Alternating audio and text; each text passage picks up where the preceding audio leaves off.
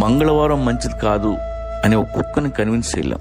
శ్రావణ శుక్రవారం రోజు స్నానం చేస్తే స్వర్గానికి వెళ్తావు అని ఒక కోతికి నచ్చ చెప్పలేం. ప్రపంచంలో ఏ జంతువు ఫిక్షనల్ స్టోరీస్ నమ్మవు, నిజాన్ని నమ్ముతాయి.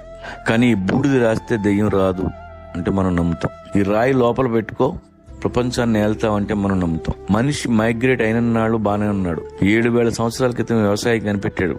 ఆ తర్వాత వేట మానేశాడు. ఇంటి చుట్టూ పంట, చేతిలో కంచం, పని తగ్గింది.